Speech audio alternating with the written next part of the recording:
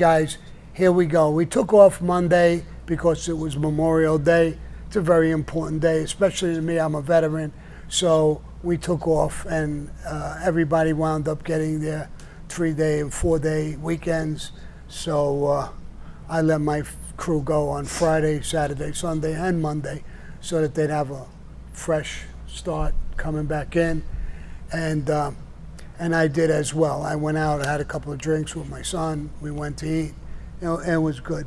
So here I am on a Tuesday, and we promised you some things that are going to be a little exciting. I don't know if you want to start with questions and answers or start right away with that little... No, actually, I'd like to start with something else, if you don't mind. All right, sure. So... But we have a little surprise. Hang in. I'm gonna finally answer back someone and some messages that we got, because they're totally false. It's ridiculous. And I feel it's a little bit of an attack on my team, my girls, which you know I hate, especially Amina. So we're gonna talk about that, so hang on. It's gonna be a lengthy conversation a little bit. Okay, hey guys. So I want to address something that actually came through an email. Somebody brought it to our attention. Could you talk a little louder? I can't hear you. You can't see my mouth moving? All right, hang on a second. All right, so I am going to, I don't like to get into drama, pettiness, chit-chat, but I'm going to address something that was said by Proctor, and I want to put it to rest. And I am a very diplomatic person. I handle myself professionally. I'd like to think that I have a lot of integrity and I'm honest. So for someone to come out and say something, and actually let me just read the little comment first that was said. He basically said that he had recently had Sammy Gravano ask him for an interview and that he rejected him because of his character as a human. False. I will put that to rest immediately. Sammy never reached out to him. Sammy never asked for an interview. As a matter of fact, James, I think that you owe Sammy an apology at this point. On May 6th, you emailed our office and you asked for clarification because Sammy had addressed an issue, a story. He told a story. Apparently, Mikey Scars had a testimony and whatnot, and you sent me that long, drawn-out testimony, and you said that if you were wrong, then you would like the opportunity to correct it. And so I gave you that opportunity to correct it because I responded to your email. I also responded and let you know that Sammy appreciated you wanting to be honest and tell the real story because that's what you said in your email. He said that if you are really trying to make a legitimate name for yourself, he is willing to have a conversation with you and help you, but help you in the sense that if you really genuinely want to build your mob channel and you want facts, he was willing to bring facts to you and have a conversation with you. There was no mention in any email that I exchanged with you and said Sammy wanted to do an interview with you. You responded, and I quote, "I definitely would be honored to speak with Sammy and tell him thank you." Now, if you feel the need to deny something like this, I have all the emails. Again, I am professional and I handle myself and conduct myself professionally, and I don't see the need to go back and forth, but I'm happy to post these for clarification if you need it. I'm not going to sit here and go back and forth, but if you claim that you're a man of integrity and you're honest and you like to avoid confrontation, then do just that. Be a man of your word, stand up, and issue an apology. Because this man sitting right here on the other side of this camera did nothing but want to help you better your channel. He did nothing but want to help you bring factual evidence forward. But you took it upon yourself to say the complete opposite. So I will leave you with that, and I will wait for the email that I know will follow after this. And if you have something to say, I wait for that. Now, let me interrupt, because let me say what you told me came in the email and what I responded to. He was talking about somebody named Jack, who he said was with me, and I got mad and he was killed. That's totally not true. A guy, Mickey, a friend of mine, went to prison. This guy, Jack, was with him on record. Me and Louis Melito had a little bit of a split, and we weren't talking or dealing with each other. He was worried about possibly we would be killed, and he pulled away. He came back to me and said that this guy, Jack, who was working for me as a bartender, as a favor, killed somebody who was with him. The guy he killed was a piece of shit, first of all. Second of all, I had refused Louis to do the hit or be involved in the hit because, first of all, I was mad at him. Secondly, he didn't belong to me, he belonged to Mickey Boy. And I told him that. The answer is no. And he's not my guy, he belongs to Mickey Boy. Louis Melito went back after that conversation to Tommy Bellotti and Paul Castellano. All of us were staying away from them at that point, but he stayed with them. That's a whole nother story, and I'll get to that eventually. But he went to them and asked for permission to kill Jack. Told him he was a bartender in my place. Told him that he belonged to Mickey Boy. Paul Castellano called in Frankie DeChico and told Frankie DeChico, before he gives Louis permission to kill the guy, he wanted to know if it was okay with Mickey Boy. Mickey Boy was reached. He said, I don't know if he did a piece of work off the record, and whatever he did, if the wisdom's to be is to put a contract on him, then so be it. So he more or less gave permission. Paul gave the contract to Louis and told Frankie DeChico, tell Sammy to help him and get this done. So now the contract came to me from the boss, Paul. The guy wasn't with me. I refused to do the hit, but now I couldn't. I set up in my bar. I was fuming with Louis that put me in this position.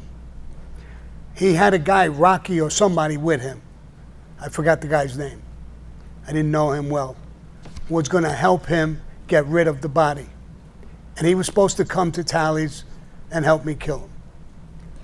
When he went to get his friend with the car, me, Stymy, Michael DeBat, we killed him. We rolled him up and put him in the trunk of a car, a stolen car. I waited outside, watching the streets. My guys cleaned it up. When Louis came, he says, we'll go inside. I said, no, you won't go inside. It's done. And he's in that car. Here's a screwdriver. Kids around me robbed the car. We didn't have keys. You put it in the ignition and turn it, it started the car. Here's a screwdriver. Go dump the body yourself. Get the fuck out of here. I was super fucking mad that he put me in this position. He left with the body with this guy, drove the car. Louis followed him. There was no Michael DeBat, no Mikey Scars to be seen anywhere around. He said in a trial, which you said, he said in a trial that he was on 16th Avenue. The car with the body was on 17th Avenue. Now, it sounds like one block. It is, but it's a long industrial area. It's a half a mile long. Mikey Scars was not around anywhere to be seen. Now, Louis would definitely told me if he was on the hit. He would have never brought somebody without telling me. That's number one. Number two, he was a tough guy and a killer, Louis. He would have never used Mikey Scars. Mikey Scars never, ever did a piece of work. In your testimony to me, you said that he said that on a witness stand. I don't give a shit where he said it. He was lying under oath then, because he wasn't involved in this hit in no way, shape, or form. And Louis wouldn't bother with him to begin with. It's a guy who never even did a piece of work. And he was going to take him on a hit with me, and I wouldn't know about it. It's ridiculous. That's what I was correcting for you. And I was telling you the legitimate story, what happened, so you wouldn't look like a fool saying what you were saying. So he wasn't with me. This whole thing that you didn't know, now you know and the rest of the world knows. Well, at least the people who are watching know the legitimate story. Then I saw you back with that mold. What's his fucking face? What's his face? Cole. Lee Cole. And Lee Cole is saying, how could you believe Sammy? You could believe me because it's my story and I was there. How could anybody believe you? You're not in the mob. You weren't there. And you're making decisions what's right and wrong. Both of you. How stupid is that? So you want people to believe you. You weren't there. You weren't in the mafia. And you're calling me a liar. And calling me a liar is one thing. I accept that. There's a bunch of termites who just, that's all they do, is badmouth people, whether it's Michael Franchise's father, whoever it is. That's all they do because they don't have a fucking story of their own. I don't do that. I don't even answer you. I'm answering this because in a way you're calling Amina a liar. I'm offended by that more than you calling me a liar. She answered you, and she was courteous. Her courtesy reflected to me, and I said, okay, he's trying to do the right thing, then tell him he's wrong with this, and this. And then you write this bullshit statement. She has all the text messages. I wouldn't meet you on my dying day. You have what, 10, 12, 15, 20,000 subscribers? I got 600,000. Why would I want to meet with you? For what reason? I want to meet with people who've got 1 million, 2 million, 5 million. I want to meet with Joe Rogan, who's got 13, 15 million, to increase my flow. I understand what you do. That's why I don't answer you. And a lot of you guys, my fans, my friends, my people, my family, that's why I don't answer these things. This is unusual for me to answer it, but I feel like I'm defending Amina's honor and integrity because I know she's got it. And I'm offended by that more than you calling me a liar. You can call me whatever you want. But, so that's the story, basically. And, you know, when you talk about stories that you've never done. You said you heard this from Mikey Scars direct. The guy has never been, I have his 302s. He never did a piece of work, never once. He almost did a piece of work with me, but the thing was off. Some other people did it. We didn't do it. He never did a piece of work. And he's a mafia expert. He knew Paulie Zach, he said. Paulie Zach, everybody knew Paulie Zach. He was an old-time fucking racketeer, gangster, and he talked to all us young kids, everybody. That doesn't mean you were anything to him. How he even knew about this hit, I really don't know. I don't know where. He's the type of guy, he hears things and tells a story like he's done it or he knows for sure. He's heard shit. That's all he's ever done in his life. He's a flea on a wall. I've seen him one time standing behind John Gotti, and he's showing his people, you see those eyes? Those are my eyes. The camera was looking at him. He's a clown. He's howdy doody. And you, Proctor, you have become goober, first-class goober, that you're duped by these morons. They're giving you information, and they're going to make you run with it. You're going to build your station. If you're going to be an honest guy, build your station, listen to people's stories, listen to Michael Franchise, listen to me, listen to people who are in the life. Not these people who say they were in the life, they were something. He became a captain, Michael Scars, because I flipped. All of these stories that he heard is when I flipped. He ran to my family to get my Sherlock book, to get my brother-in-law Eddie with him, who would go against me and make up stories and all kinds of shit. So that's the stories he's telling you, are stories he heard. He's even heard a story when somebody says he's gay. So they wanted to do that at the trial to make me look stupid. I don't think it's stupid. I have gay people in my family. I don't dislike gay people. I work with gay people in Hollywood. They're smart, creative people. It's their description that gays are no good. It's not mine. So if you want to call me gay, call me gay. I don't really care what you call me. It's what I do and in life that I worry about. And I say things, the truth. I'm not trying to lie to people to get more. I tell the truth, and I tell my own stories. If it works, it works. It doesn't work, I know construction, I know other businesses. I'm a pretty smart guy. There's a lot of ways for me to make money and do things. I happen to like this. My son put me into social media, and I was honored to do things with him and together with him and for him. And one time, that guy pulled up in front of my thing. My son got a little excited, gave him a little slap in his fucking face. He was screaming, crying, pulling away. I'm going to call the police. I thought, I'm a rat. What are you? You're going to call the police? You got a smack in the face. My son didn't punch you. Would have knocked your fucking face in if he would have punched you. And I got excited. I tried to open the door. I'm happy today that I didn't open the door, because I would be back in fucking prison if I would have got that door open. So this is what it is with these people, and I really hate that I wasted this amount of time on people who want to hear my stories or send me messages, but I wanted to clear this up. Anna, Amina, Sterling, they're very important people to me. My son, my ex-wife, friends of mine who are still here 40, 30, 40, 50 years later. Try to tell them I'm a liar or a fake or a phony. They would never call me. And then he says, everybody loves him, they hug him, they kiss him. They do. They do. I have that a lot.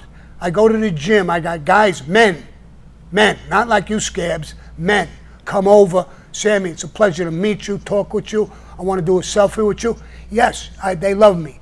Are you jealous? You ain't got nobody who loves you. Your own fucking mother don't love you.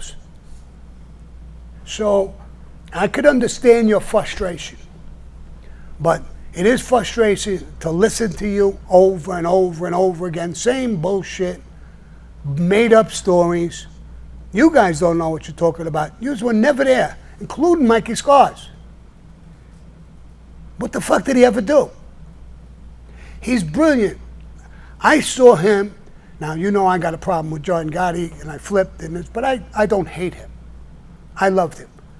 I saw him standing by John Gotti's grave, dressed up like John Gotti in his suit. And what a fucking disgrace. John Gotti, he must have been in his grave, rolling in his grave, that this piece of shit is standing there like he's my best buddy. I have wine he left me. I mean, it is fucking ridiculous, the stories that come out. I slept by his house. Of course you did. My son had his friends sleeping by my house. They were my son's friends. What, I was going to throw them out in the street? I made them sleep there. You slept there because you were friends with John Gotti Jr.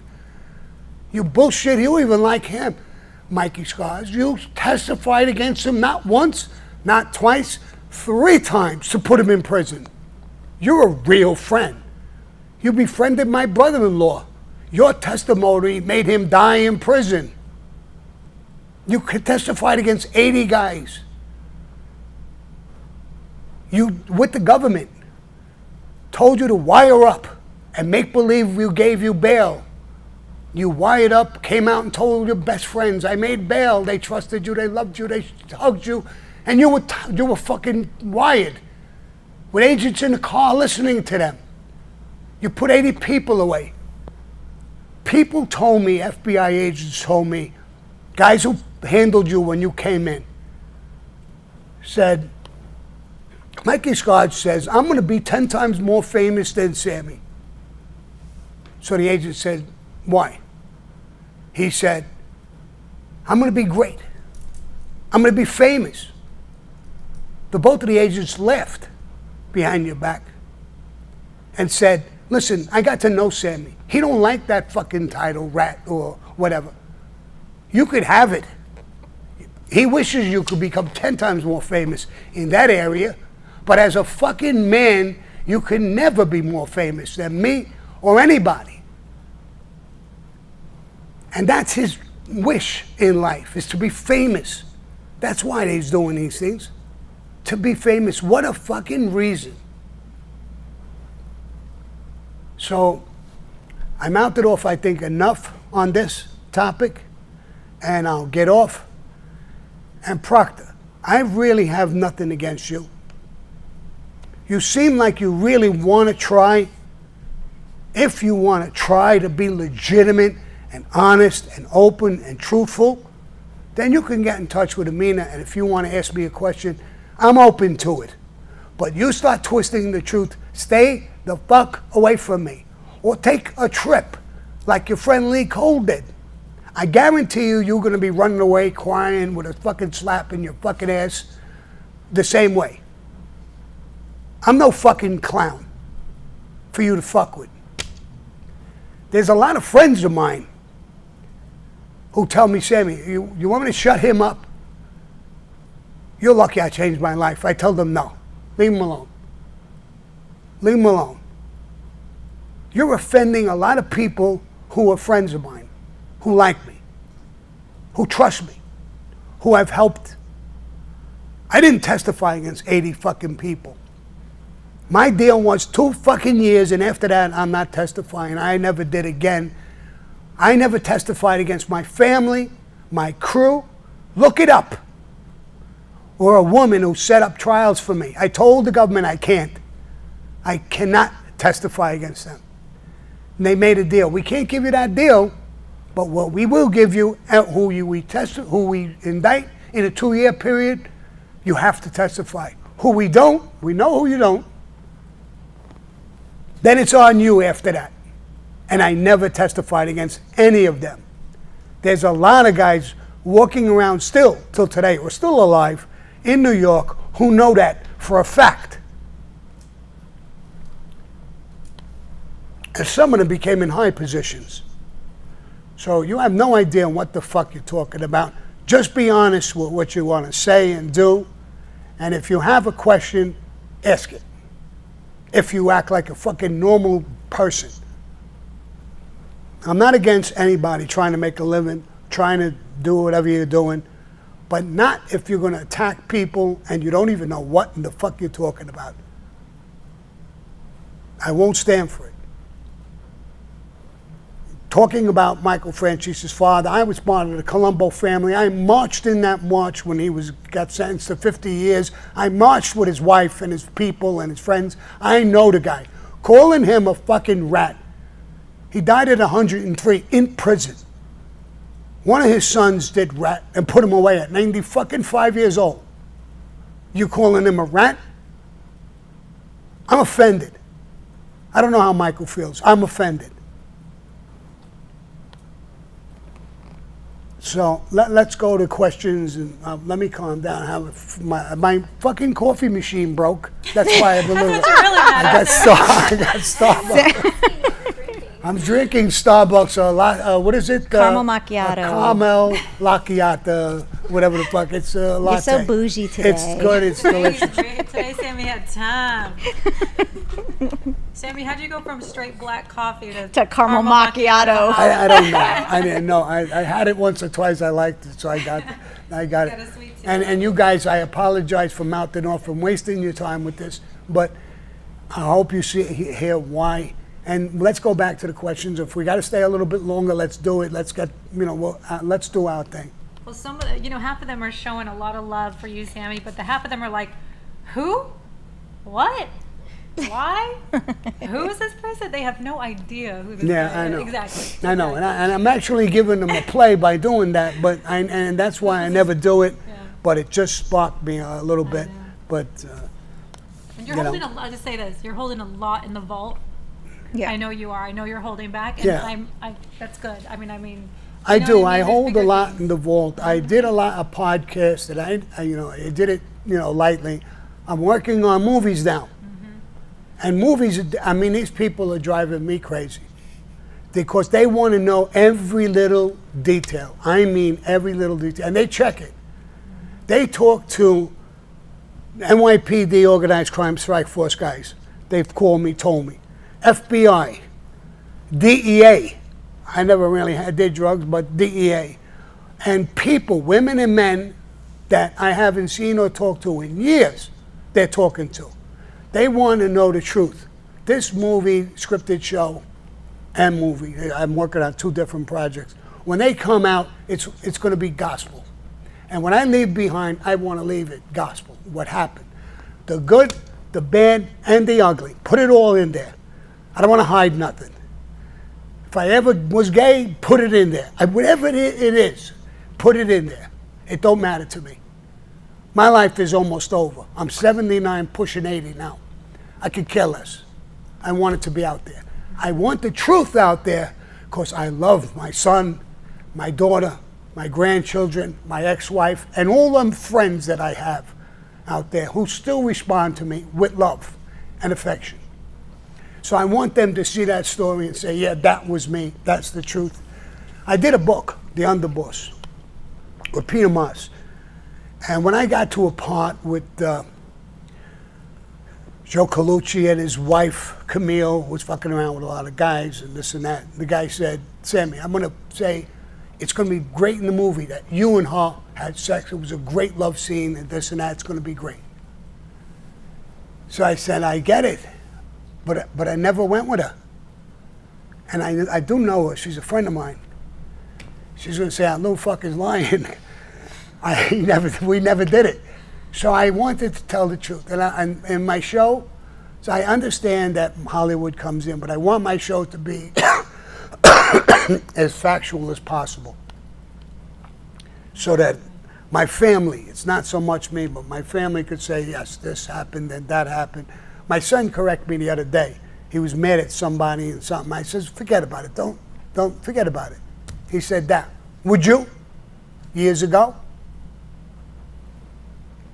I said, no, I wouldn't have. But look at the fuck I did 22 years in prison. I fucked my whole life up. Don't fuck up your life. Let it go. My son is not somebody who goes out looking for trouble or fights. When you fuck with him, you could have a problem with him. I remember in prison, they came to me, he had a fight. He got smokes, they rolled him. He was giving them to people. He gave it to this Indian guy. The Indian guy came back later and said, listen, when you get them smokes, give them to me first. He says, I gave you one. He said, no, I want them all. And I pushed him out. My son told him to go fuck himself.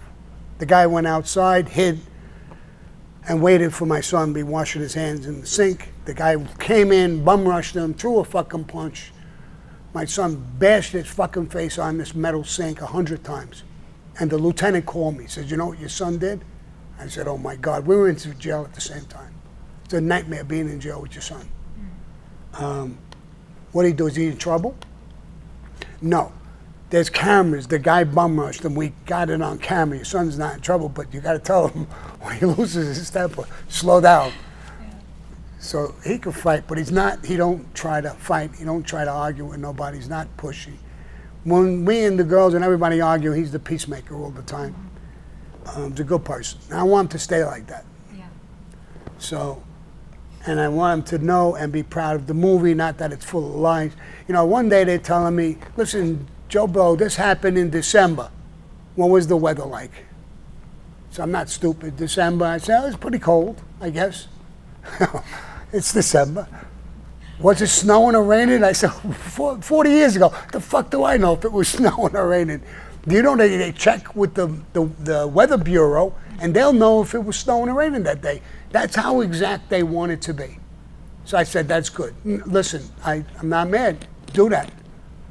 And check anything and everything I say. With all of them people that you're talking to, check it. Check it. Yeah. One woman said I wasn't that good in bed. I think she's lying. I think she's lying. I'm going to say it right now. I was great. but not really. Filthy lies. In the pit of hell. All right, so let's go back to what we're supposed to be doing. Okay. Just like, I mean, it's just like, hold on. All right. You sit there and drink your caramel macchiato for a second. Let me just give some shout outs real quick. I just want to say thank you to everybody in the chat. But before I start giving my shout outs, I want to say anybody going sideways in the chat is going to be removed. So be mindful of that. So I want to say shout out to Mets fan, JR, Jason G, Acting for Fun Lions, Sean McPeak, Greg Ratcliffe, Christian Nettleshev, Draven5682, James, Francisco Horna, Danny Murphy, Betty Ann, J.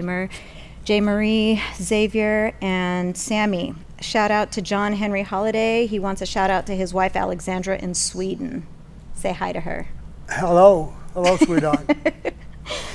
All right, so let's get into questions. and we go like, sweetheart. A sweetheart. So he'll come and be like, sweetheart. All right. Red Man, we didn't get his question last time. So he said, Sammy, in your book, you talked about Don Sido, which was a friend of your father's who also helped your father from some street guys trying to shake him down. My question is, what family was Don Sido with? And if he wasn't, what family was he connected to? Do made guys from Italy carry a lot of power within the 5 families? There's multiple questions here. My father wasn't being shaken down by street guys. He was being shaken down. They were trying to shake him down. They were union guys. There were 2 big Irish guys. My father's company, my father and mother's company was non-union. They wanted payoffs because they were non-union, and they threatened my father. And I went to Jerry Papa, and he was the head of the Rampers at that time, and I wanted a couple of guys so we could all be there, 2-3 guys, when they came in. As soon as they raised their hands, we would have buried them. But Jerry Papa said, no, this is one better. He picked up his T-shirt, he had a gun in there, and he gave me a gun. I had never killed anybody at that point in my life. Gave me a gun. He said, shoot them and kill them and call us up and we'll help you get rid of the bodies. I took the gun and I stood there. But they came back and they were shaking in their boots, treating my father great. And I listened, and when they left, I asked my father, and he says, I told you those guys on the corner are bad guys, but they're our bad guys. Suvido was one of those guys. I found out later he was a made guy in Sicily, Italy. I believe he was close with people in the Genovese family. But they don't have the same power as we have, unless they're made here. But we do respect them a whole lot if they conduct themselves the right way. And obviously, Suvido conducted himself the right way. I don't know what family in Sicily he was connected with. I believe it was the Genovese people, because I saw him with people like that a lot. And what other part was there in that? Do made guys from Italy carry a lot of power within the 5 families? No, not really. If you're not made here, we will respect you when you come from Italy, especially if you're a made guy. We will give you a lot of respect, but you've got to conduct yourself. You're not made here. You're not above any of guys who were made here, who took the oath in the United States. You're not above them. I had a beef years ago with a guy, the same thing, and they broke my windows, and I went there with a gun, and I abused the shit out of them, and I got right for it. They got to conduct themselves the right way. I asked for permission to open up my own club on 18th Avenue. They were offended. They broke my windows, and I abused them. Something awful. It's a whole nother story. I think you heard it with my Gumbada Alley boy. And they don't have nothing above us, but we do respect them if they're here and they conduct themselves the right way. Just like if we go to Italy, we're not above them in Italy. But if they know we're made guys in the United States, and usually a lot of times people will send a letter, so they'll treat you very well. But you can't go there and act like a fool, especially with them. They'll put you right in your place. Okay, thank you. Real quick, give a shout out to Liam Deegan in Ireland, Peter Allen, MMA, and his daughter Lily Rose. Oh, yeah. Hey, Lily Rose. I think we heard that name a few times, so I got to know Lily Rose. All right, we have another one from Adam Roberts. He asks, his question is about Stymy. He said, why did you have so much love for Stymy? It's almost as if you took him under your wing. Can you talk about how loyal he was? Because he's never mentioned anywhere. But you seem to have so much love for him, and sometimes the main characters get left out of real mob talk. And everything is just gaudy this, gaudy that. But your crew seems to never have a bad word ever said. Also, did you ever have any favorite old-timers you used to look forward to meeting with outside of the Gambino family? Or was every meeting outside of the Gambinos a serious sit-down? A few questions within one question. Yeah, I was about to again. say, that's a lot in there. Yeah. So I'm gonna unwrap Stymy first. Stymy was brought to me. He was in trouble with McIntosh. Was a very dangerous guy with the Colombo family, and he came to me with a good recommendation. I sat for him. I actually literally saved his life, and he really was a great guy. He owned docks. He immediately gave me a little piece of the place. When we went to 18th Avenue Tally, he bought it with me, and I had a piece with him there. He was extremely loyal to me, no matter what. I'm going to give you an example. There was the movie The Town, and one of the guys comes into his partner, his guy there, and says, listen, I'm going to need you to help me. I'm going to beat up a few guys. I'm not going to tell you who they are. I'm not going to tell you why. But I need you to come and help me. The guy he was asking, that's a Stymy. He turned around and answered, whose car are we going to use? That was Stymy. He didn't give a shit who or what or why. He didn't ask questions. He was that loyal. When I had my farm, he was at my farm with his wife and his kids. Every function I ever had. When I bought a house, I was remodeling and I was caught in a swindle. The doorbell rang. I went to the door. I was in jeans. I was painting. I was sanding. I was plastering. And there was Stymy with his wife and kids. Everybody had to help. Stymy was there all the time, no matter what. No matter what he was asked. And a lot of times you didn't have to ask Stymy. He was ahead of the game. He was always ready to help and be there. So a guy like that who shows that kind of love, loyalty, respect, how could you not love him? If I couldn't love him, then I can't love nobody. So I did love him. Then he was killed helping a woman who had a club that was being shaken down, and he was killed for it. And we had that sit down with Frankie DeChico and Andrew Russo, Andrew Marsh, and he was the acting boss. I was so hot with that. And they wanted to put it off, and they wanted a favor. The guy owed him $90,000. I says, I don't give a fuck who he's with. Whoever he's with, I don't give a fuck who he's with. Meaning a made guy, I don't care who he was with. I was going to kill him. And Stymy was just extremely loyal. Never showed anything, whether it was making money, he had a company, an idea. He was always back to there. I'll give you another thing. One day, Eddie came to me, my brother-in-law, and said, Sammy, you got too much balls. We're all going to get killed. And you're going to be on an island by yourself. Stymy was the first guy to say, you're right. He may be on the island, but he's not going to be alone. I'll be there. Eddie, why don't the fuck you go home? And then Louis chimed in, and the other guy chimed in, because my brother-in-law was wrong. That's not loyalty. Loyalty is what Stymy said. He stuck with me, right, wrong, or indifferent. So, and I did that in reverse. It was never a one-way street with me. If you broke the rules, you died. People complain about Nicky Cowboy and Michael the Bat. My rules were no drugs. They not only sold drugs, they took them. Once you are hooked on drugs, you're a threat. A junkie will give up his mother not only when he's in trouble, but when he's looking for drugs or money. He'll rob his mother, they rob their own houses, they'll do all kinds of weird shit.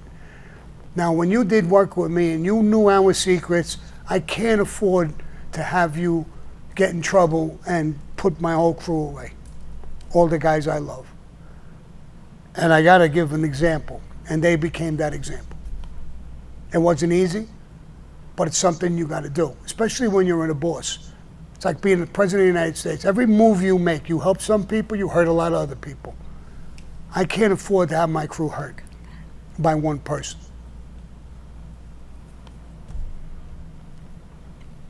Ready for your next one? Yep. Okay. Chris G asks, how do you maintain your mental toughness? I'm really struggling again after a good 12 months. It's starting to go pear-shaped and I'm about to give up.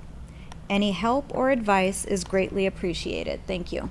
Stay strong. Otherwise, you're going to be a pear-shape your whole life.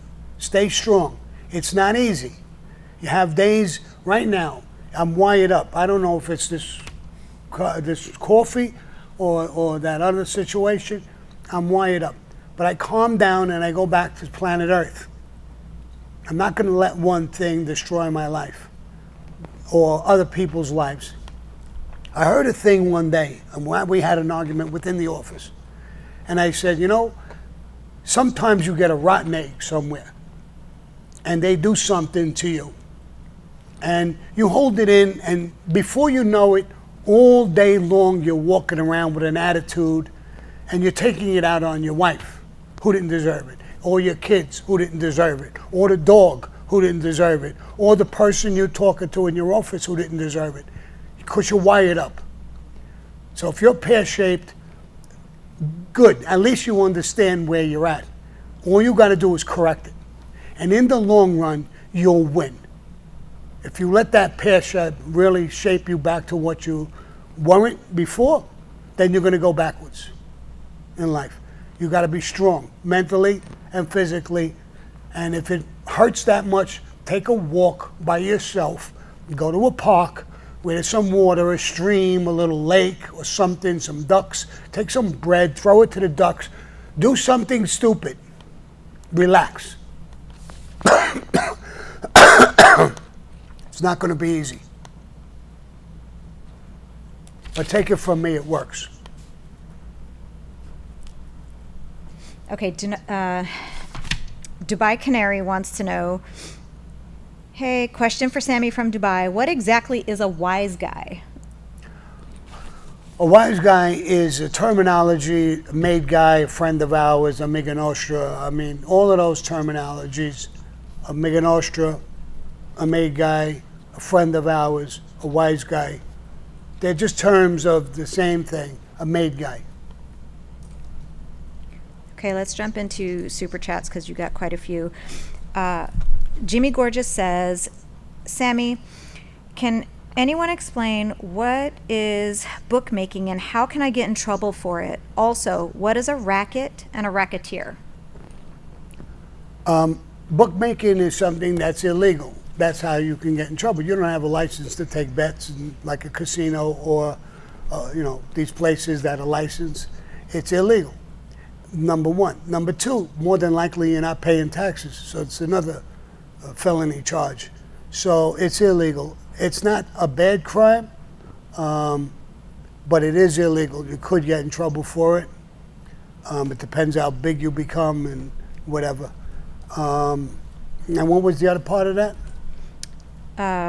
He said, and racket, the difference between racket and racketeer.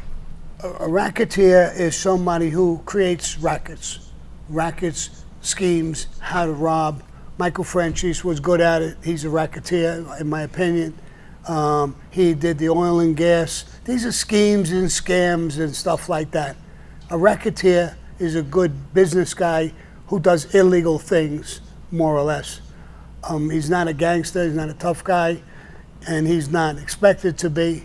There's different functions. So it's not saying that he won't do something, dangerous, because when you're ordered in that life, you have to do it. And if you don't do it, you'll be killed for it. You can't refuse. I remember there was a guy in the Colombo family. He was with Greg Scarpa Sr. I can't think of his name right now. They gave him an order. He was a hit guy. And they gave him an order, and he refused it because he said he became a born-again Christian again. A born-again Christian. And he couldn't kill anymore. And they told him, a born-again Christian, you got an order. You belong to Cosa Nostra. He was a made guy. And he refused. And they killed him. So your first oath when you take the oath in Cosa Nostra is to Cosa Nostra. Not to God, not to country, not to your family, not to your friends, not to your kids, but to Cosa Nostra. That's your first oath. And you can't refuse those things when you're needed. I mean, if you're a religious person and God asks you something or Jesus asks you something, you can't refuse. I mean, he won't kill you, but you may be punished in a different way. You know that. So when you're going to be dedicated to a religion, then be dedicated to it. In a sense, you don't have to do stupid things or crazy things, but at least be, mindful of what you took an oath to. Okay, back in the super chat, Vince Moreno says, Sammy, you're the man. Thank you, my friend. Steve Jackson. My thing just popped off. What? It just jumped off my thing. Sterling's Did going I to run still hear me? interference. Got it. Oh! Sterling's giving a moon. Bend and snap. There's our girl. She gave a little moonshot. A little bit of moonshine over there. Go ahead, baby. You're doing amazing, sweetie. Sandy, can you do the bend and snap? The what? The bend and snap where you bend and snap. Yes, girl. It's from a Reese Witherspoon movie called Legally Blonde. All the girls are doing it. It's a popular thing. Bend Like this? Bend And snap. Ready? And so you bend. So cute. I mean, I got them all wired up over here. Sammy's like, da, if da, I- Things da. like my wire fell off again. That is great content, you guys. Hey, keep it kosher. Sterling's my girl. No disrespect. Oh, they love Sterling. I know they do. All right. I know. she gave a little moonshot. When she did the bend and snap, you go. Uh-oh, Sterling is famous overnight. Yes, She just pulled a Marilyn Monroe. Yay, Sterling. That's our girl. That's how we live over here, Sammy. It's love. It's fun. We all love you. We have Yes, so much yes. fun every day. It's Yes, great. we do. You ready for your next question? Yes? Yeah, yeah. Okay, you just, I'm ready. you're like, I think he's ready. still on Sterling. Yeah, I'm like, everybody in the chat's like, drop your mic again. Drop your mic again. all right. Money Brown says, love the channel. That's going to go fucking viral for sure. I knew as soon as you bent over myself. Whoop, It'll be- there we go. Replay at the In 4-minute 4K. mark. We're going to have high activity levels exactly at the I know. The meter's going boom, boom, boom, boom. Oh my god. All right. Money Brown TV says, love the channel and stories. Sammy is the real effing deal. Thank you, Money Deal. Steve Jackson, hey Sammy, what would you typically do to pass time in your cell at the ADX to stay busy and to fill the hours? In the ADX is total solitude. You're never really getting out of the cell. It's supposed to be 1 hour a day. I did a show with the warden of the ADX, and that's if it's not raining, that's if it's not snowing, that's if it's not, there's no trouble in the place. I mean, so you're not getting out as often as you think. And sometimes, you know, after they put dog cages in there, it was a nightmare to get out because guys are in different cages. You can't get at each other, so you're spitting at each other, you're cursing at each other, and you don't even want to go. What fun is that to get out for an hour? Just that you needed air. I did a lot of sit-ups, a lot of push-ups, a lot of mind searching, and I'm going to be honest, I was so lonely that at points, I literally was in tears. I won't lie. I mean, just the loneliness could drive you fucking crazy.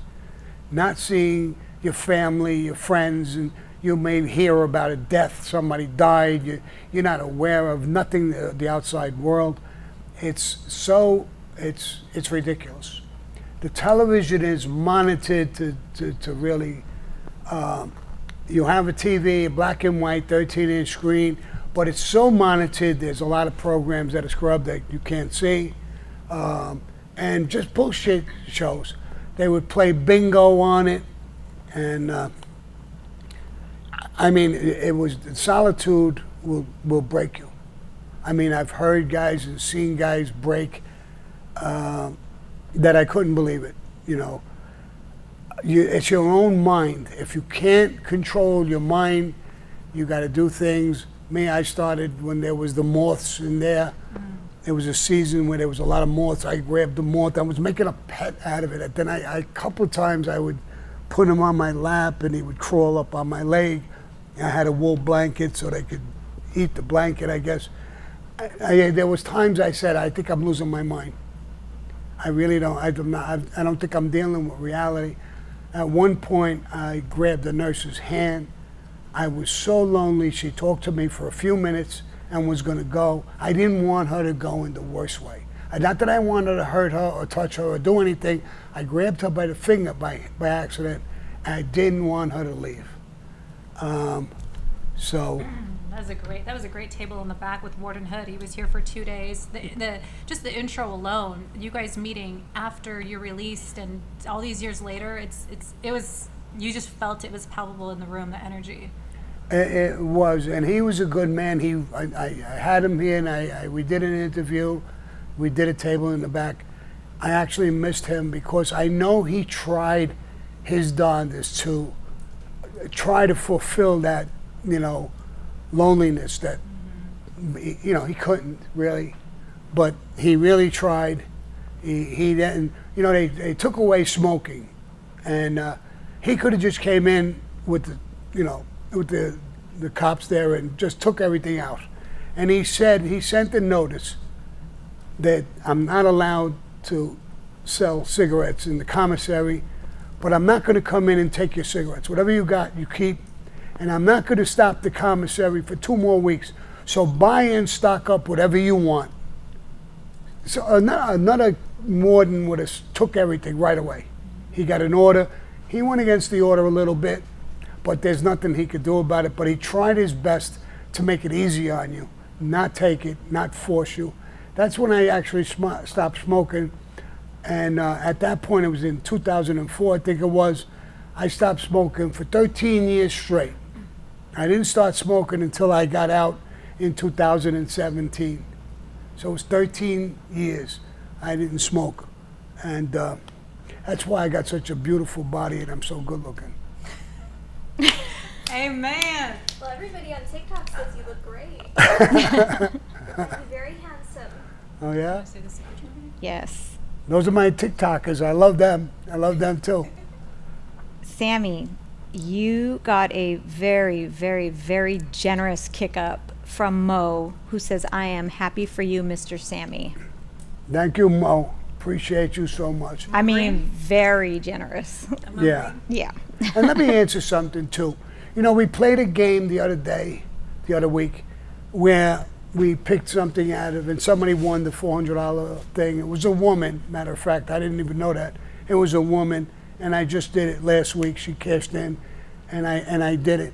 and people were making fun of me that I was begging for money. I wasn't begging for money. What I did, first of all, I lost money. I think the call cost $400. We made $360. It's not like I lost, but I could have made more just by shutting my mouth. But I thought it was fun for the people. And doing another game, we're going to do another game. We're trying to, I want to think of things that's fun and that they can win and play. So I'm not begging for money. You outsiders, again. We don't do that. And we don't have a problem with helping one another and dealing with one another. You know, on your shows, stay to your shows with your beggars and your whatever you fuck you's got. Yeah. You know, my people, we're not begging, we're not doing anything out of force or scams. You know, it don't happen here. It don't happen with us. What do you guys want to see? What should the next contest be? What should we give away next? Yeah, listen, if you I have feel an like I just idea set of us a up for game that. that we could play and have some fun with, and some people could win, maybe even more than one or two people, I don't care. It's not the money for me. It's the enjoyment that you could play around and have some fun. You know, a huge orgy. TikTok says they would like a date with you. That would be a prize. TikTok, A dinner date with you. a dinner date. Yeah. Starting If she's bids under 30, at- tell them I'm a little up in age. You can't hurt me on this dinner date. As long as you can. I'm afraid of these young girls. They're saying the thumbnail for this episode should be Sterling fixing your mic.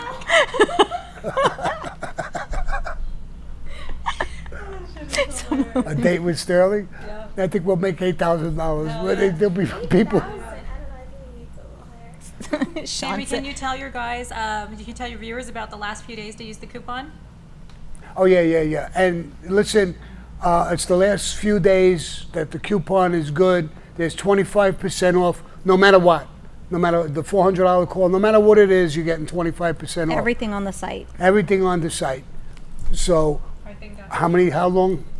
a couple more days. Couple more Literally days. until the 31st. Everybody, promo code May25. So get your last minute shopping in and take advantage of the 25% off. Yeah. So when does it end? The 20? The 31st on All right, the 31st. Friday. I think it's Friday. Yeah. I think the 31st. Yeah, is Friday is the Friday. last day. Yeah, it's the last day. 25% off. So get whatever you want to get. We got some of those Donald Trump T-shirts with Donald Trump and me as the vice president. I think I'm going to do another T-shirt with me as the president and Donald Trump as the vice president. There you go. Okay, ready for your next question? Yeah. All right. Your grandson's watching your TikTok live. My grandson is watching my I better watch my mouth. My grandson and my granddaughter probably watch it. All right, Mr. Sahalin. Hi, Sammy. In Finland, best way to get police visit your home is to fight at a pub. Your opinion about how mob men should act at a pub? Yeah, listen, I think I really never go out with the intent to fight. Even when I drink or anything like that, it always happens like somebody's got to do something or say something stupid or whatever it is. But it's never my intent. When I go out, I'm always smiling because I'm happy to get out and have some fun. I never think of fighting, that I'm going to go to a pub and fight. Irish guys, they get into a lot. I remember growing up with a lot of Irish guys. When they have a couple of drinks, bro, they're ready for round 3. They're ready to battle. So, you know, I don't know. In a pub, I guess maybe you drink too much. I don't know. People make jokes, or some people don't take it as a joke. I don't know. Okay, let's get to Marshall G. Marshall G says, hello, Amina and the whole crew. Thank yous for what you do. Question for the boss. Did you ever get in a fist fight or anything like that with Gotti? And then he says, per sempre fedele.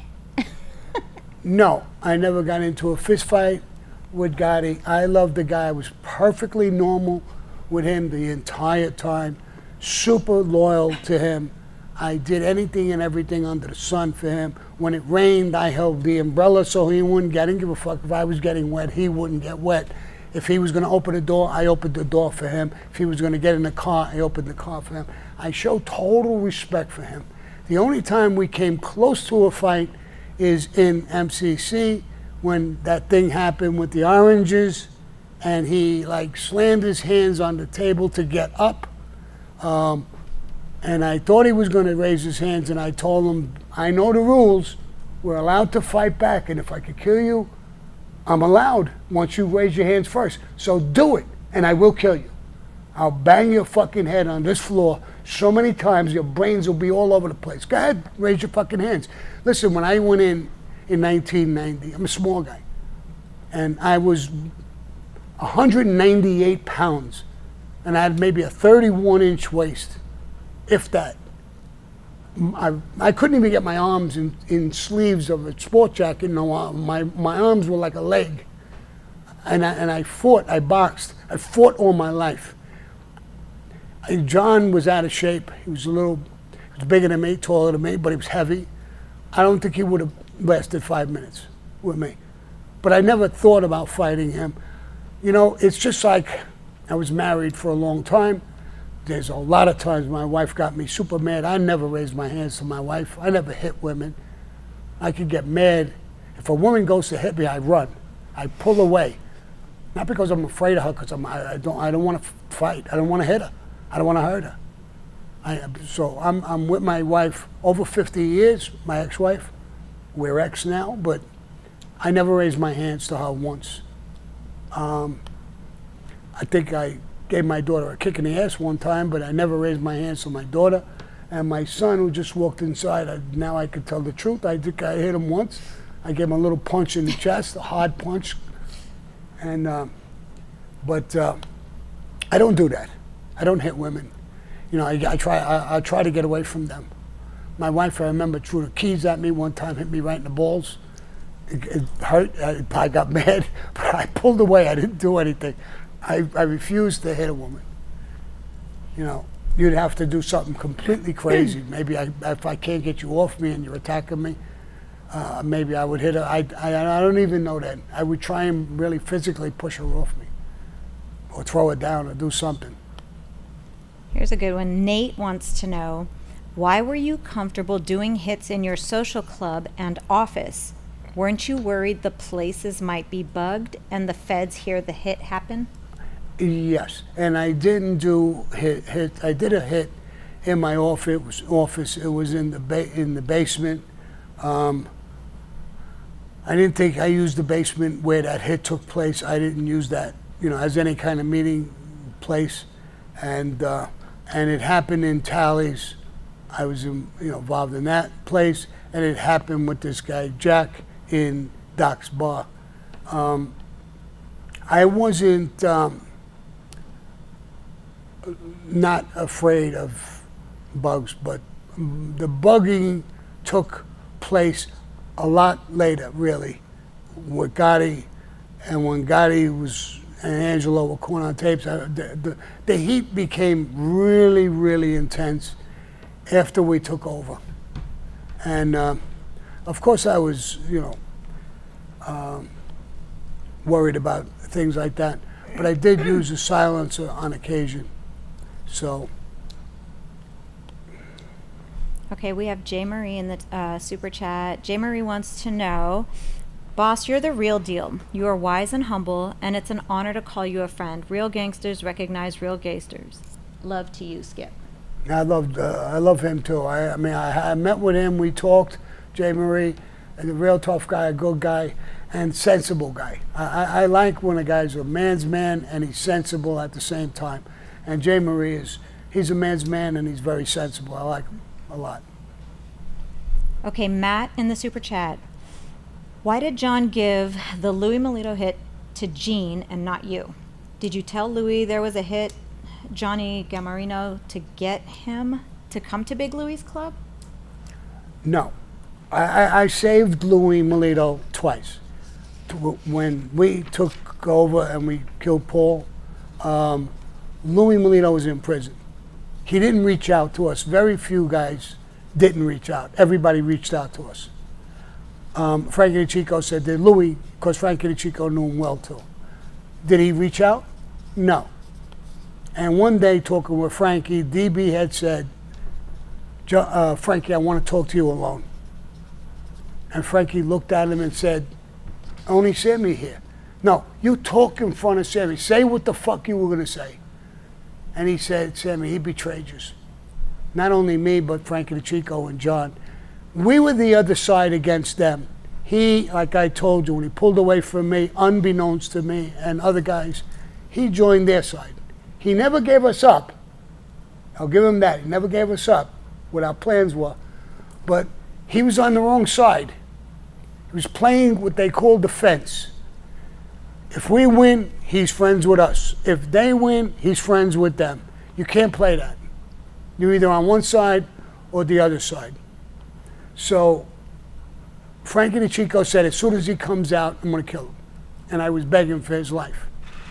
And he said no. But Frankie was killed, and I went to John, and John said, okay. And he lived. When he got out, he talked about me getting more power, and he told Joey Bellotti, me and you, because we killed Tommy, are in the same boat. And Joey Bellotti snapped right back and said, no, I'm in no fucking boat with you. He saved my life, Sammy. I'm not in your boat. And it did come back to us, and I threatened him with what he's saying. He better watch what he says. And I got rid of it. I says, hey, he just talks like that, John. Second time, I saved him. The third time around, he was disrespectful to his captain. His captain asked to have him transferred. John had enough for him and gave an order to kill him. It wasn't me, because I went again on the third time and he said, Sammy, shut the fuck up. Mind your business. My brother's got it. Done. I don't want to hear it. And that's it when the boss talks to you like that. And I said, okay. And I asked to be there, which I really wish I wasn't. I asked to be there so nobody spits on him, hits him, kills him fast. He's dying because he's got too much balls. And I was there for that reason. I wasn't there when they took him and got rid of the body or anything like that. I wasn't there when they actually shot him. And the story was told to him. You got to come in because John is going to kill Johnny Gamarano, and he's going to use you to do it. And he agreed, and he thought he was coming in to do a hit. He didn't know he was coming in to get hit. So that's the story, have it straight. And, it killed me because I grew up with him. We did hunting, fishing, murders together. We did everything together. He was like a Stymy type of guy. The town, Louis, I need you tonight. All right, I'll be right there. Didn't give a fuck, he was there. I mean, Louis, that's why I said him in that story, bringing in Mikey Scar is a joke. If you knew Louis, anybody who knew Louis Melito, he was a man's man. He did it himself, or with me, or with his friends, but he would have never done that with him. Never. Okay, we have Greg Ratcliffe. Oh, hey, Greg. You had a sit down with Greg not too long ago. Nice little kick up to you, and he goes, Gravano for president 2024. The truth is, I'm not educated, but I think I could do a better job. You don't have to be educated to care about people and do the right thing. I'm not racist. I'm not homophobic. I don't think I'm anything. I don't hate Muslims. I don't hate nothing. I hate people as an individual if I don't like them, but I don't hate any kind of person. I love women, or women mostly. So I don't. I think I could have do a better job, because that's all you have to be, is a humanitarian to your own people. Our politicians keep coming up saying we're going to send billions and billions and billions of dollars to Ukraine because we're humanitarians. Stick that remark up your ass and stop lying. Be humanitarian to our own people here. We still have neighborhoods in black areas that we call ghettos. Why can't we get rid of them? Why can't we help those people, help those neighbors, those neighborhoods? You're going to be humanitarian. Yeah, I want to be a humanitarian to those people, but I want it to be here first. And then we could spread out if that's what we want to do. We could clean the ocean. We could shut the borders. 100,000 kids dying of fentanyl. You're not a fucking humanitarian. You don't give two shits. So I think I would make a better president, to tell you the truth. I'd need some smart meat. I'll take Anna and Amina and Sterling with me. Sterling, you can't be bending down. Moving on. Robert Sullivan in the super chat says, "Hey Sammy, I hope you had a good weekend. If you never got pinched, how do you think your mafia life would have played out? Would you have eventually become boss?" I think I could have. I mean, I never thought I could be the underboss, but I became the underboss. So I think I could have became the boss. I think I would have been a better boss. I don't know how it would have turned out. I probably would have got pinched anyway, sooner or later, I guess. Even though some guys lasted a very, very long time. I was more tight-lipped than John was. I did get caught on tape in Tally's bar and in my office. But those tapes went nowhere. Nobody got arrested, not me, not anybody else. I watched what I said. When they were going to be vicious calls, talks, I took a long walk talk.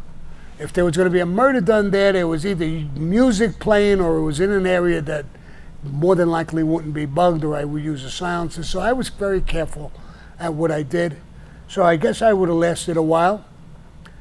But that life, there's so many people who cooperate and so many things that could happen. You know, you're fighting the whole world. Sooner or later, you're going to screw up.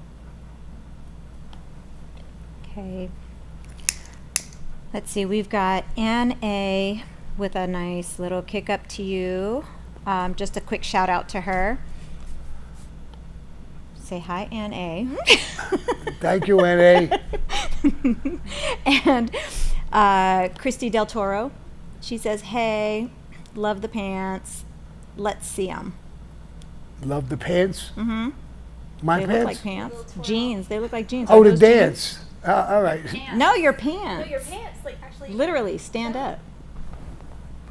Don't pop your mic off, though.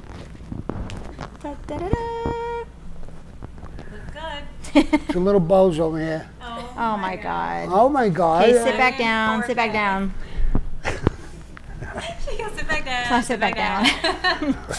Harley Yeah, lifestyle. look, Lily came right away. Lily's checking me out. No, I'm not Where's doing the nothing. beef? I'm not cheating. You think I'm cheating on you? She's such a good girl. Let me clean those eyes. All right, good, good. Can Lay we down. finish You're these part of the show. questions? Harley Lifestyle wants to know, did you know anyone with the last name Garofalo? Garofalo? Garofalo? Garafola? Yes, I knew a lot of Shit, I don't know Garafolas. how to pronounce it. I knew a lot. My brother-in-law Eddie was my brother-in-law. He's married to my sister. Her name is his name was Eddie Garafola. My nieces, all his kids, nephews, Garafolas,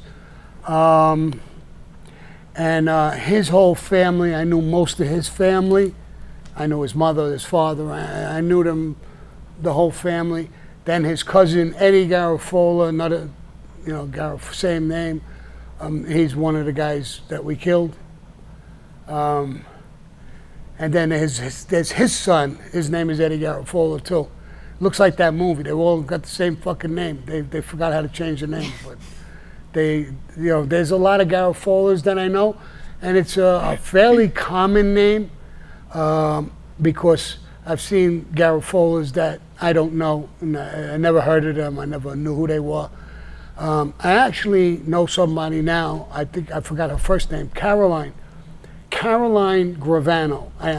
I never met a Gravano that I wasn't related to or known. And some woman now is texting me, Carolina Gravano. And I still don't know who she is. Did I bang your mom or something? I don't know. Where'd you get that name, Gravano? Where'd you make it You up? are not the father of I'm not the Wanda. father. I am not the father. All right, we got a few more chats. Do you want to go through them or? Sure. Okay. Curtis Fogelsanger. Hi, Sammy. Hope you, your crew, and family had a great Memorial Day. Did you know Tony Spilatro or anyone else in Vegas? Your biggest fan, Kurt. Yeah. Tony Spilatro, from what I understand, yeah, he was in Vegas, but he's from Chicago. I think he was from the Chicago mob. I didn't know him. I heard the name many, many times. He was just a real tough guy. But he was, I believe, from the outfit in Chicago, and he went to Vegas and did a lot of things over there. You know, Vegas was an open city. There was a lot of guys who went there from a lot of different families all over the country. So, no, I didn't know him personally, but. Vionis Melissa. I'm watching this sitting in a homeless shelter. Truly makes my day. Thank you, my loves. You fucking rock, Sammy. Thank you so much. And if I can make your day rock sitting in a homeless shelter, I mean, I think the world, I'm so happy that I could do that, if you can say that. You have no idea. You know, I know what it is to be broke, to be rich, to be homeless, to be in prison. I know all these things in this. I feel for you. I really do. And I hope you go out, make a good day. It's a good time of the year. Go out a little bit from the shelter and enjoy the day. Like I said before, somebody asked me something, I forgot what he asked me, but I says I go by the pond where there's ducks and things. You'd be surprised what a beautiful change that is, just to get by water and see a stream or a waterfall and some water and people and kids running around and dogs and, you know, just to get out a little bit. So if you could get out, you know, and then go back to whatever you're doing. And any of you people that walk by, you know, homeless people today, especially older seniors, you see them in the street, you know, see if you could afford $1 or $2 or $3 or whatever. Help them out a little bit. I do it all the time. I come out of Circle K where I get my gas, and sometimes I'll see a girl or somebody sitting down. You could tell they're homeless. And I'll throw them $1 or $2. I never refuse. It's just, you know, it makes you feel better. It makes me feel better. I'm sure that it made them. That $1 or $2 or $3 probably is not going to help them that much. Maybe it'll get them some food. But it makes me feel good when I walk away. So try it. It works. We have Ralph Carabetta. Just wanted to give you a kick up and say salute. Salute to Calvin. Ryan Brown in the super chat. Hey, Ryan. Sammy, did you know Robert Mormondo, Gambino family hitman, he admitted in open court to being gay and also close friends with John Gotti's nephew, Richard G. Gotti? What was his name, the first guy? Robert Mormondo? Robert Mormondo. Mormondo seems very, very, I heard the name. You know, like I said, a lot of people I know by nicknames. I don't know if he admitted to be gay. I don't know. I don't know if I know him. Richie Gotti. I don't think he admitted. He's probably gay too. I don't know. He's weird. Richie Gotti. I'm not saying he's gay. I don't think he's gay, but he's weird. Richie Gotti was a fucking weirdo. Okay. We have Swayze Express.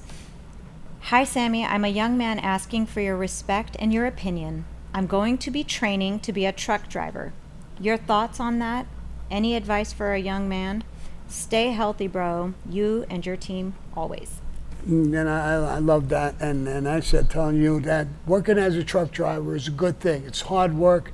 There's nothing wrong with hard work. Stay at it is my thing. You want my respect? Then stay out of trouble. Be a good family man, be a good son, be a good father, a husband, and work. Work your ass off. Stay out of prison, and you'll get my respect for being a hard worker. I don't look down on people who work hard. My mother and father busted their ass as far back as I can remember to get us some decent food and a decent life. And they weren't nothing. They weren't chumps to me. They were good people, hardworking people, religious background a little bit. So I have a lot of respect for working people. I've worked too myself. I've worked construction. I've done a lot of different things in my life. I've been in business, different businesses that made it, that failed. So I have a lot of respect for you with living your life. The way you're talking now, you're starting to drive a truck, drive, be careful, stay safe, stay strong, always. A lot of people in your chat want to know Tyson or Jake Paul. Hyphen? Tyson. Oh, Tyson. Tyson or Jake Paul. Yeah. I think it's going to be extremely hard to beat Tyson. He's a machine. He's tough. He's very well trained. I've seen his workouts. I mean, if Jake Paul has got to last through the beginning rounds, he's a little bit up in age. He's got to hope that he starts to run out of gas a little bit, and then he could pour it on him and hit him and hurt him and maybe beat him. But Jake Paul, don't try and do it in the early rounds. He's a fucking machine, and he hits very, very hard. I think Jake Paul is a tough kid too. I mean, I've watched him, saw him fight. I mean, he hits very hard too. I saw him hit one guy. I thought he killed him. It was in the ring. I thought when the guy just sweat, everything, blood. I mean, I thought he killed him with one punch. So he's a heavy hitter too. I can't wait to see it. I'm going to be on Netflix watching the fight live. Whatever it costs, I'm going to pay and watch it. So, but if I was him, or in his corner, I would suggest try to take it to the later rounds when he's starting to run out of gas and he's a little tired, and then you can pour it on him. Cover up. This guy is very dangerous with his hands. And I want to make an announcement today. Whoever wins that fight, I'll fight the winner. How about that? Oh my God. Tell Mike Tyson and Jake Paul, whoever wins, I'll fight you. Street fight. Street fight. None of this boxing bullshit. Street fight. Kicking, punching, biting. I have no biting, Mike. No biting, Mike. I take that back. Okay, Boston Russo wants to know, Sammy, did you ever meet or do any dealings with I think it's Anguillo brothers from Boston? Anguillo? Who? Anguillo brothers from Boston? I think I know you're mispronouncing the name, but Tell I me. think I know who they are, and I've never done anything with them in trucking or anything like that. No. But Anguillo? I don't know. It's spelled, the way it's spelled looks like Anguillo. Angulio. Yeah. Angulo. That's it. Italian is you saw Angula when she bent over. I got one of those. All right. Jonathan wants to know, how well did Sammy know Neil Delacroix? I knew him. I didn't grow up with him. I knew him after I was made. I had tremendous respect for him. Really a good guy, down to earth, serious dude. When they asked permission to kill Paul, Angelo, and John Gotti, he flat out said no. Frankie DeChico told me one of the first conversations, he said, "You guys broke every rule in the book, and now you want to kill him. What did he do that you want to kill him? You broke the rules." And I thought that was a good thing, and then he never gave us permission to do it. That's why the thing lasted a while until after he was dead, because nobody wanted to kill Neil. Because if you just disrespected him, then you'd have to kill him. He was dying. He was on his deathbed anyway with cancer. But he never broke the rule. No. And I thought the world of him because of that. Sez wants to know, what kind of music are you guys into? Who? Says. Said, wants to know what kind of music I'm into. Years ago, it was Soul Train. It was rhythm and blues. I love rhythm and blues and stuff like that. I don't like hip hop. I'm going to get nailed for that. But what I do use hip hop for is when I work out, I love the rhythm of hip hop. It motivates me when I'm working out. It gives me that movement, that feel. So I listen to hip hop for that reason. Normally I don't listen to hip hop. But mostly a lot of music. Of course, I grew up with Dee Martin and Sinatra and all of that stuff. But I always liked black music, Motown. Motown. I love that music, the Four Tops. What was the guy his father shot and killed him? The black guy. Marvin Gaye. Marvin Gaye. I love Marvin Gaye. I mean, I love a lot of those oldies are great. I still listen to them. I have Marvin Gaye on my channel, and so I always like that type of music. And rhythm and blues, I like it. I even like now when I have coffee, I sit in my conference room and I play on YouTube. They have these things, and I look for that, piano type of mellow, lovey-dovey type of music. Hey guys, can we all hit the like button, please?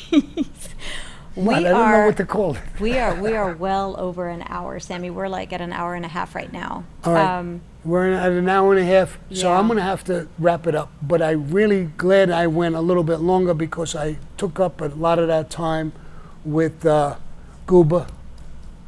Hit the Oh, like. that's not nice. His name isn't Gooba. His name is Proctor. All right, Proctor. Proctology.